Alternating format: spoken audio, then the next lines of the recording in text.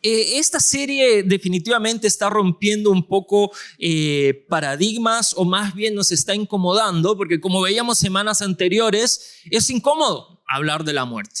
Es incómodo. La semana pasada les compartía, sin embargo, el testimonio de mi abuelo, que él acaba de cumplir el mes pasado 86 años.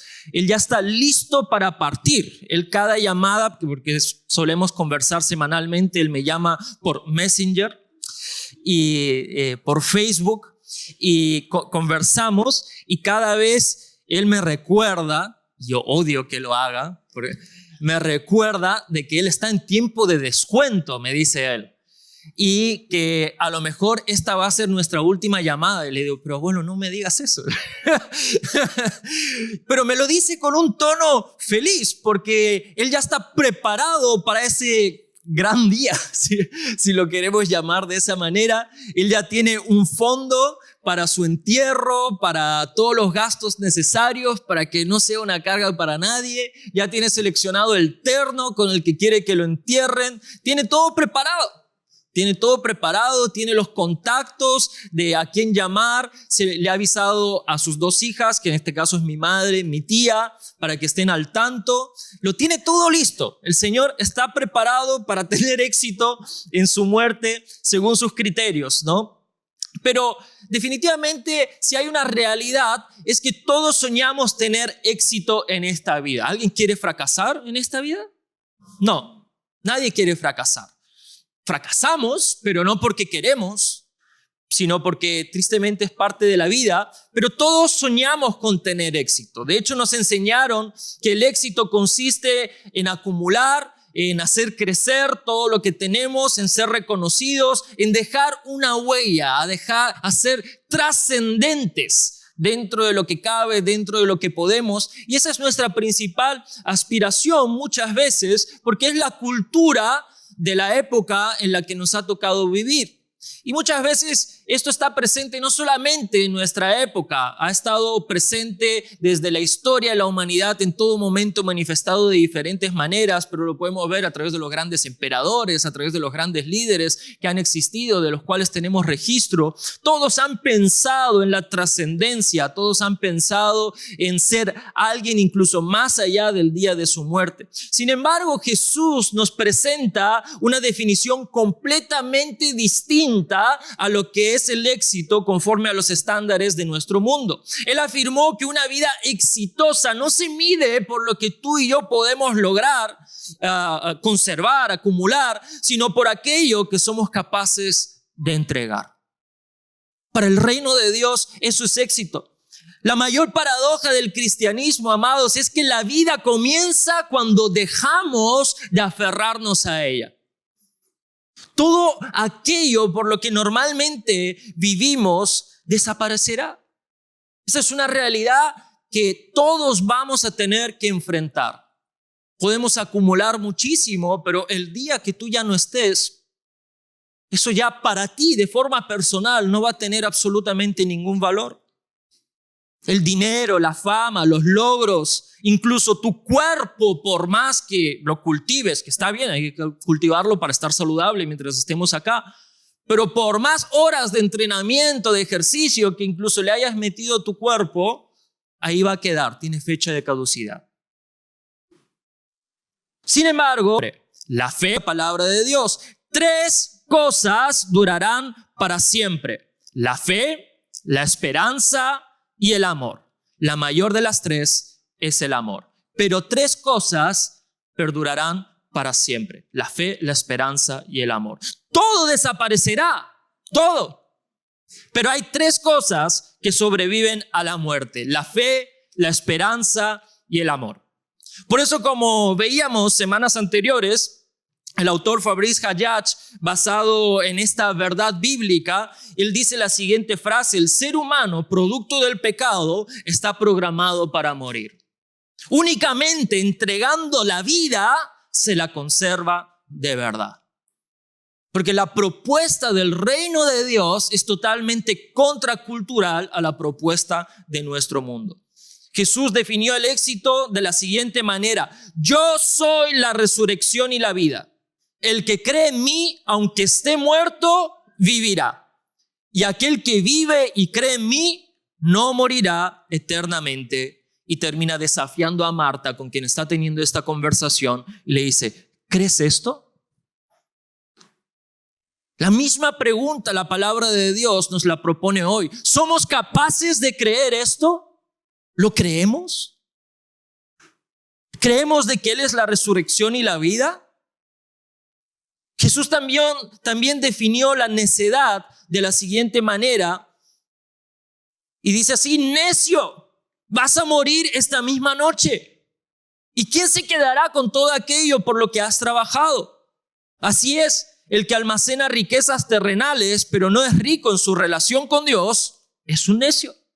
Hablándole a ese joven rico que definitivamente estaba poniendo su enfoque en un lugar no adecuado. Esta parábola es una advertencia, amados, sobre la fugacidad de la vida. Hoy estamos, mañana no estamos. Tú y yo no sabemos hasta cuándo vamos a vivir. Recuerden, hace varias semanas estuvimos orando por una congregación que acababa de perder a sus 2 pastores en cuestión de meses, uno detrás de otro, de forma totalmente inesperada. El pastor con completa salud, de la noche a la mañana, tuvo un infarto y ahí quedó. A los meses, la pastora venía saliendo de un cáncer, lo había logrado, pero volvió a aparecer y fue tan fuerte el regreso de ese cáncer de que no lo pudo superar y varios meses después partió con el Señor, se fue, murió, porque nos incomoda usar esa palabra. Sin embargo, es una realidad. Por eso, como decíamos, esta parábola nos muestra, es una advertencia sobre la fugacidad de la vida y la importancia de cultivar nuestra relación con Dios, no mañana, hoy, ahora. Es urgente, es necesario, porque nuestro Señor Jesucristo claramente nos dice y nos muestra de que la prioridad no es lo que tú puedas acumular aquí en lo material. La prioridad es que tú seas rico en tu relación con Dios, de que tú realmente conozcas a tu Señor, que conozcas su corazón, que conozcas cómo opera, que conozcas cómo habla, que sepas lo que Él está viendo, lo que Él está sintiendo. Y es posible, es posible. Dios está más deseoso de revelarse a nuestra vida que nosotros de encontrarnos con Él. Porque Dios ama a sus hijos, los ama tanto que envió a su Hijo para que muera por nosotros.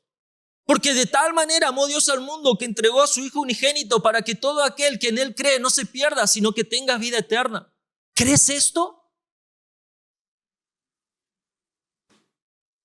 Jesús acababa de decirle a sus discípulos que para poder ser ricos en la relación con Dios, tenían que entender algo crucial y que si querían ser sus discípulos tenían que tomar su cruz y seguirlo.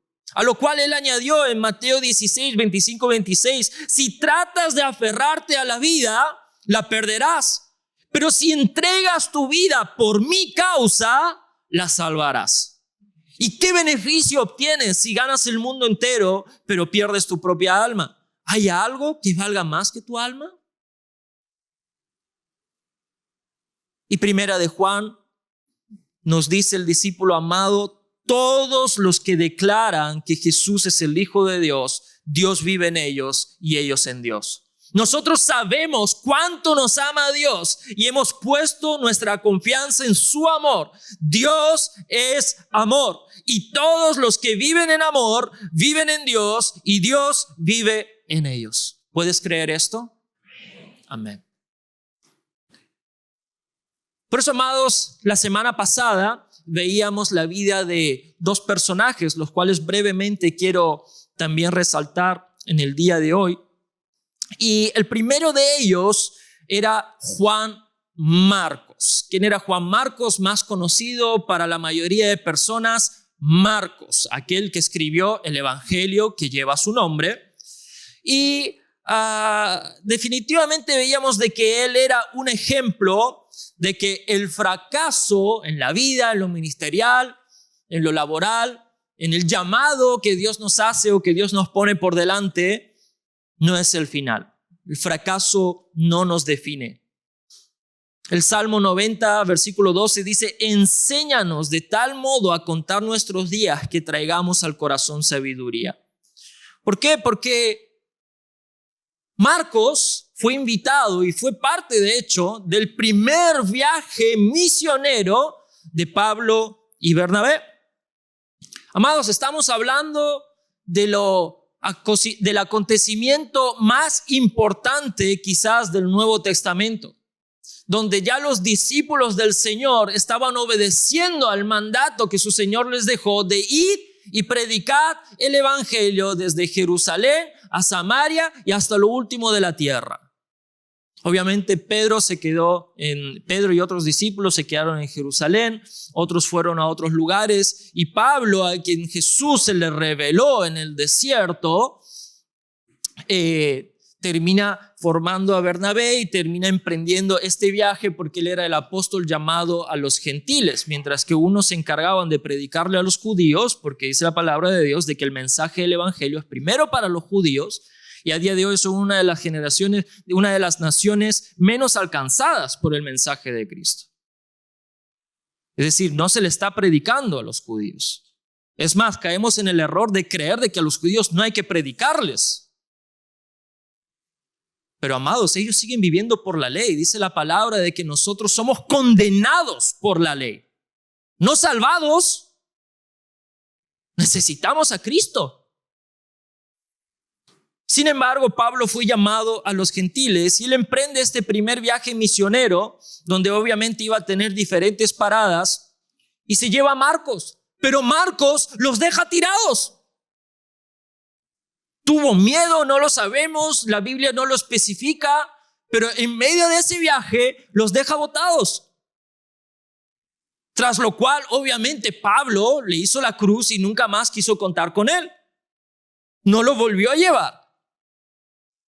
Según Pablo, él ya no estaba capacitado para la obra del ministerio porque había renunciado a uno de los eventos más importantes y más trascendentes de ese momento, que era la extensión del reino de Dios, la predicación del evangelio para la salvación de los gentiles.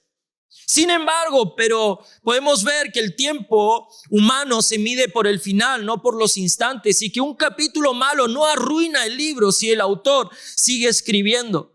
Dice la palabra de Dios que 7 veces cae el justo y vuelve a levantarse. Di conmigo, 7 veces cae el justo y vuelve a levantarse. Juan Marcos terminó, amados, independientemente de su error, independientemente de ese momento de cobardía, ese momento de duda, ese momento de incertidumbre, sea lo que sea que lo llevase a tomar la decisión de abandonar esa misión. Él termina siendo, como dijimos al inicio, el autor de uno de los evangelios, los cuales nos muestran el mensaje de salvación hasta el día de hoy. Y dice la historia, dice la tradición, de que él fue el fundador de la iglesia de Alejandría.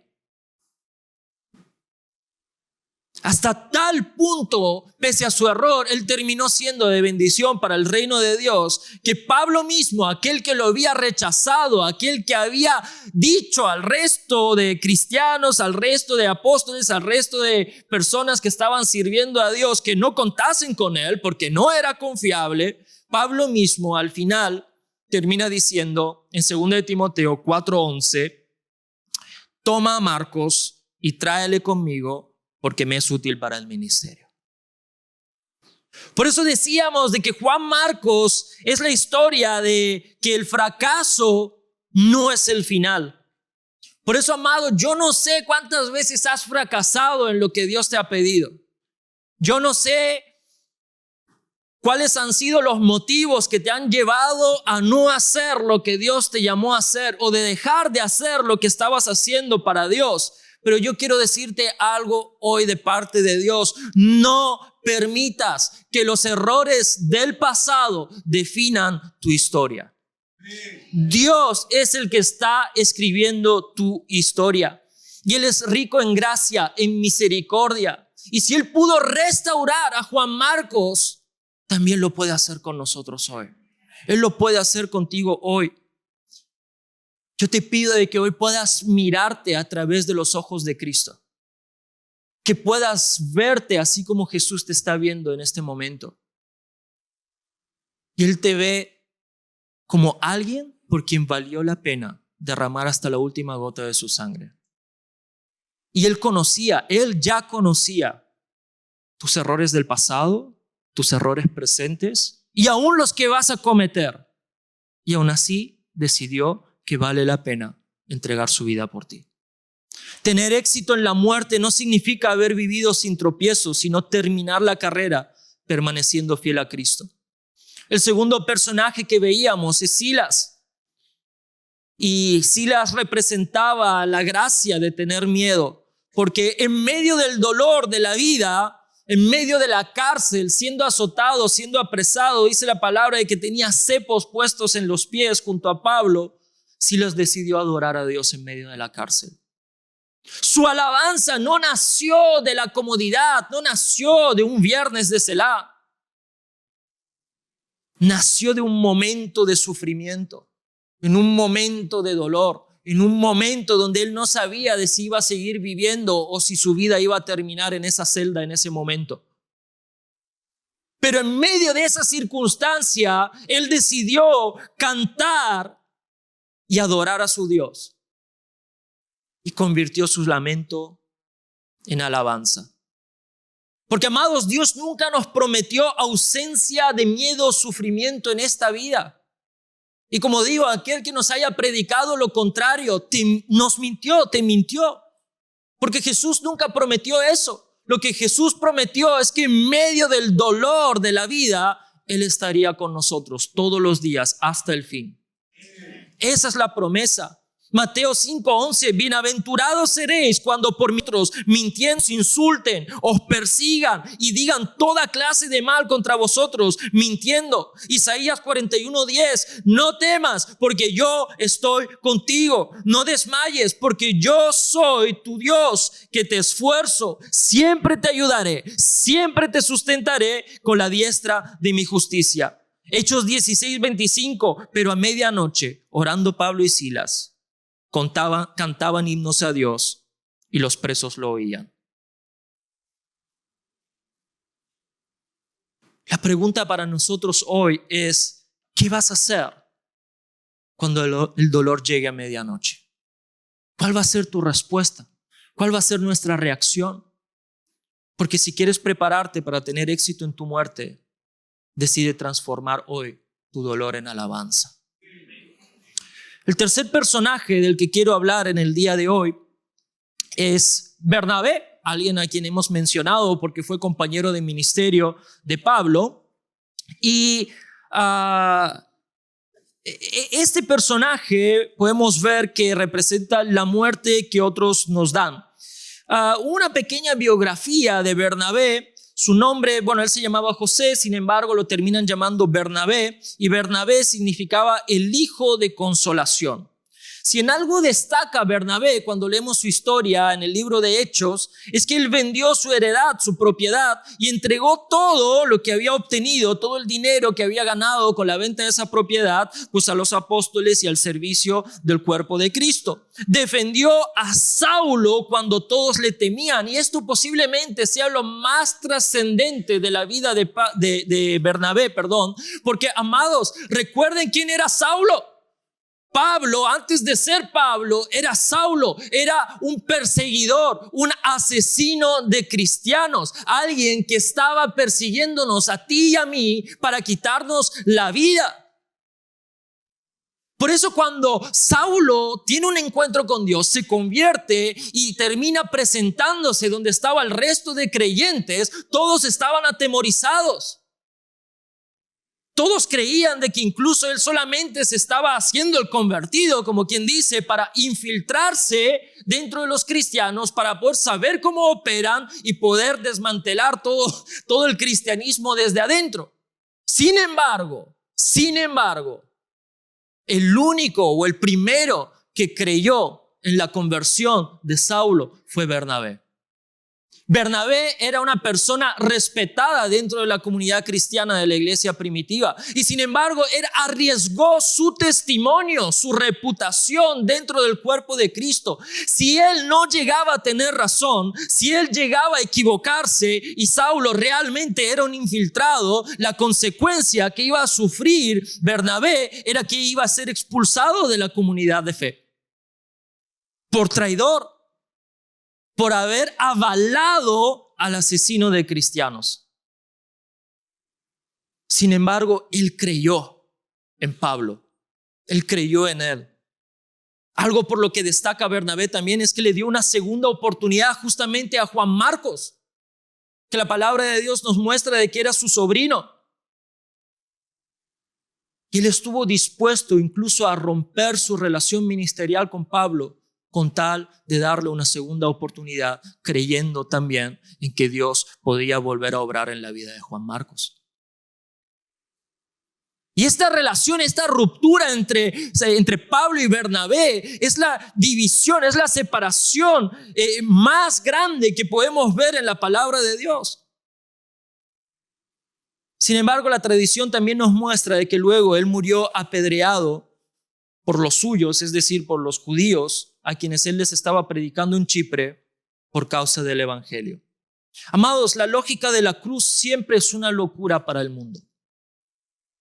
Y no lo digo yo. La palabra de la cruz es locura a los que se pierden, pero a los que se salvan, esto es, a nosotros, es poder de Dios. La cruz, amados, sigue siendo un escándalo. Un escándalo para nuestra naturaleza humana, para cómo entendemos nuestro sistema de recompensa.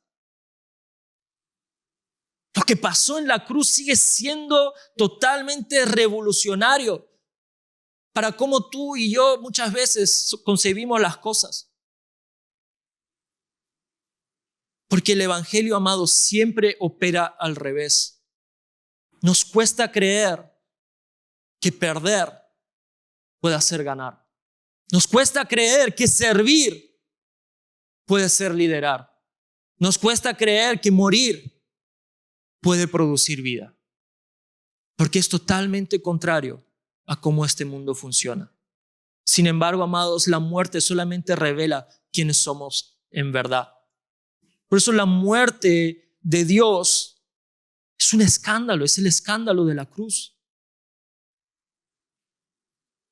Por eso hay preguntas que se replantean con este hecho. ¿Cómo responde el creyente cuando el mal viene provocado por terceros? ¿Responde reconstruyendo, como hizo Bernabé, o busca destruir a aquellos que lo hirieron? ¿Cómo respondemos? Bernabé se despojó de su vida hasta el final de sus días por causa del evangelio, creyendo en los demás. Asimismo, Cristo se humilló hasta la muerte y muerte de cruz, dice su palabra. Porque la cruz nos demuestra que Dios vence no evitando el sufrimiento, sino atravesándolo. Dios mismo no evitó la muerte que otros le dieron, la asumió y la venció. Por eso tú y yo tenemos esperanza hoy. Por eso tú y yo tenemos vida hoy. El sufrimiento injusto unido a Cristo no está fuera del alcance de Dios, amados. Y desde entonces ninguna muerte sufrida por amor a Dios carece de propósito. San Agustín, de quien quizás hemos escuchado algo en algún momento, él decía: la pena de muerte puede convertirse en gracia de vida. La palabra de Dios dice: con Cristo estoy justamente crucificado. Y ya no vivo yo, mas vive Cristo en mí. Y lo que ahora vivo en la carne, lo vivo en la fe del Hijo de Dios, el cual me amó y se entregó a sí mismo por mí. El éxito verdadero comienza aquí. Comienza en esta realidad. Bernabé fue un ejemplo de despojo hasta el final. La Biblia nunca lo presenta buscando protagonismo. lo presenta entregándose en todos los sentidos constantemente. Y su historia puede resumirse en 4 decisiones. La primera, en Hechos, vemos justamente como mencionábamos que vendió su heredad y pone lo que ganó al servicio de la iglesia. Lo primero que hizo Bernabé, las primeras cosas que registra la palabra del testimonio de vida de Bernabé, es que él se desprendió de lo material. Porque quien entiende el reino, amados, deja de preguntar cuánto puede conservar y comienza a preguntar cuánto puede entregar. Esa es la lógica, esa es la cultura, esa es la mentalidad del reino de Dios. Lo segundo que vemos en Hechos 9, 26, 27 es que arriesgó su reputación defendiendo a Saulo entre la iglesia. Como decíamos, Bernabé arriesgó su reputación por alguien a quien todos rechazaban.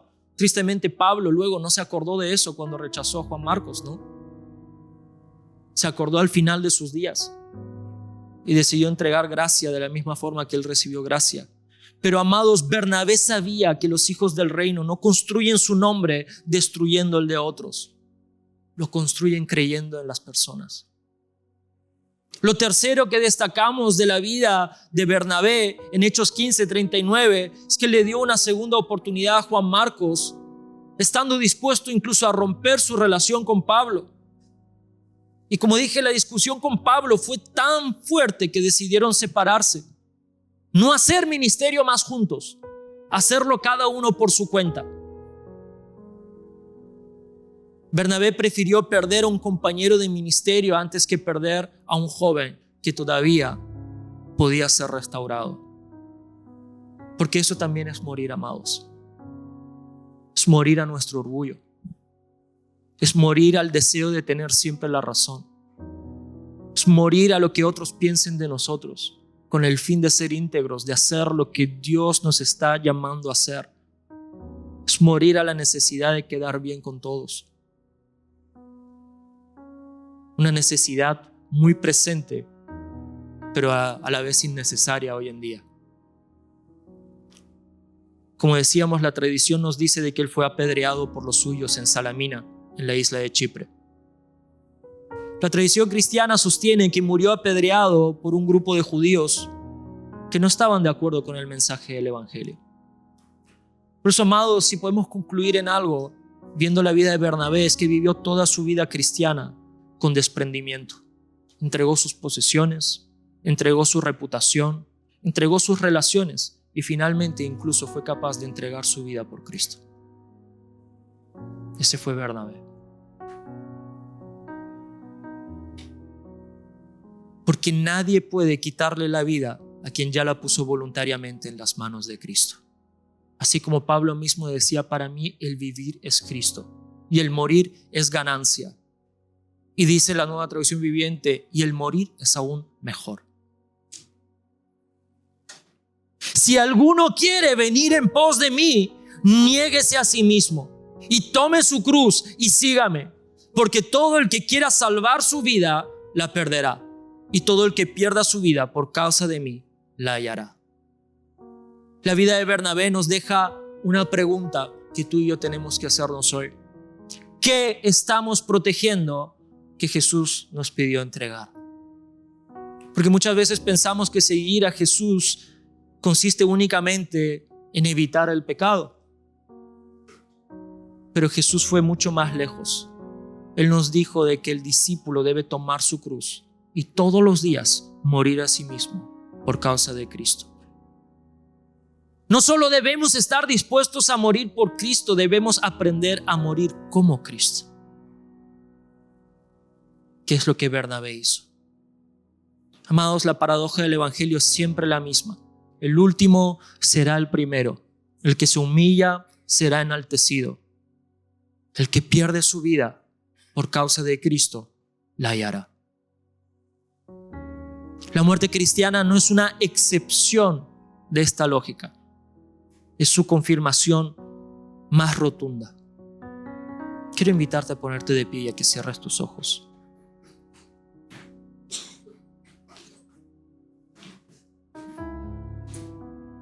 Amados, la victoria del creyente no consiste en evitar la muerte, por más que nuestro mundo se empeñe en retrasar ese evento, evitar ese suceso y aspirar a la trascendencia. Consiste en saber que la muerte ya no tiene la última palabra, porque fue vencida por Cristo. Y que es cuando morimos por causa de Cristo, cuando realmente vivimos. Nuestro éxito no será evaluado por cuánto acumulamos en esta vida, sino por cuánto de Cristo fue formado en nosotros. Bernabé no dejó ningún imperio económico cuando fue apedreado por amor a su Señor. No escribió libros, no gobernó ciudades, pero creyó y levantó a Pablo cuando nadie creyó en él. Restauró a Juan Marcos cuando otros lo descartaron. Vivió consolando a las personas, vivió entregándose por amor a Cristo. Y viviendo de todas esas maneras, vivió una vida pareciéndose a Cristo. Quiero hacerte una pregunta hoy. ¿Qué parte de tu vida todavía no le has entregado a Jesús? Quizás no sea un pecado evidente, pero quizás sea tu orgullo. Quizás sea tu necesidad de seguir siendo reconocido.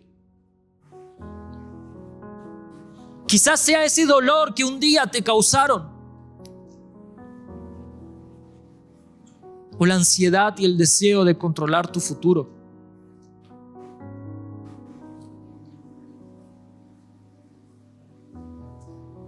Quizás Dios hoy te está llamando a dejar de proteger tu comodidad para comenzar a vivir para el reino de Dios realmente.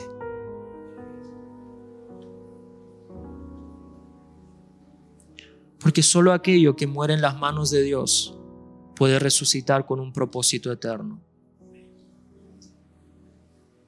Amado, no tengas éxito según el mundo y fracases delante de Dios. Por favor, te lo pido. Ten éxito en tu muerte, siendo Cristo visto por medio de tu vida plenamente. Padre Santo, yo te doy gracias por la vida de mis hermanos en esta mañana. Padre Santo, yo no sé qué áreas de su vida ellos todavía tienen que poner delante del altar, tienen que poner en tus manos. Yo no sé, Padre, qué es aquello que tú llevas tiempo pidiéndoles, pero definitivamente la vida de Bernabé nos muestra de que él fue intencional en seguir tu ejemplo, en vivir una vida conforme tú la viviste. Y Padre, si Bernabé pudo, nosotros queremos también hacer lo mismo. Ayúdanos a vivir, Cristo Jesús, como tú viviste. Ayúdanos a vivir como Bernabé vivió, viviendo una vida de renuncia, entendiendo que en tu reino es cuando nosotros morimos a nosotros, cuando realmente comenzamos a vivir. Ayúdanos a morir a nosotros para que se haga tu voluntad y no la nuestra. Ayúdanos a tener éxito en nuestra muerte, viviendo una vida que te refleje a ti. Ayuda a mis hermanos en este día, Padre Santo, te lo pido.